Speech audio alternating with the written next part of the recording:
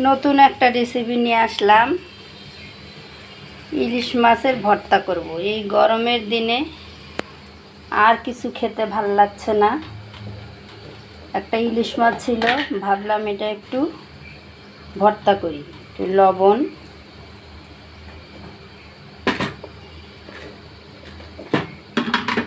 একটু হলুদ,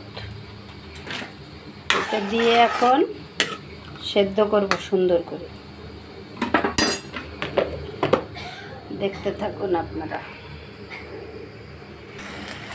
হয়ে গেল মাছ সেদ্ধ।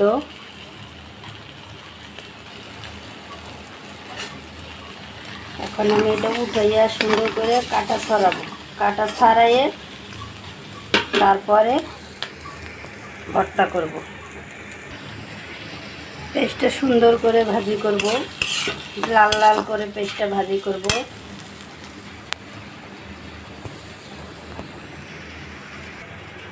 এই যে মাছের এখন কাটা ছাড়াচ্ছি, এই কাটা ছাড়াবো সুন্দর করে।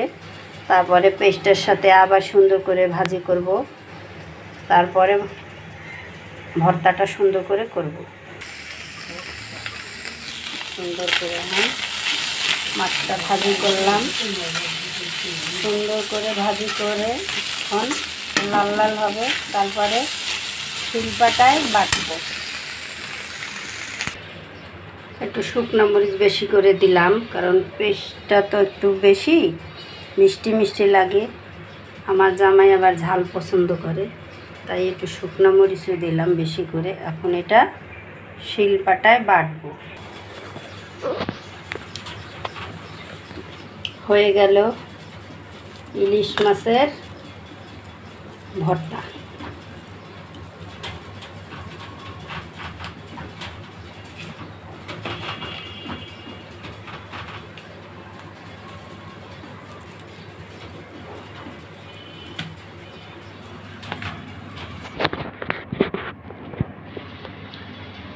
হয়ে গেল ইলিশ মাছের ভর্তা গরম ভাত দিয়ে।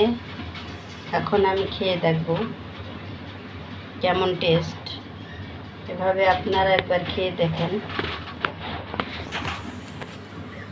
আমার ভিডিওটা ভালো লাগলে লাইক করবেন, শেয়ার করবেন।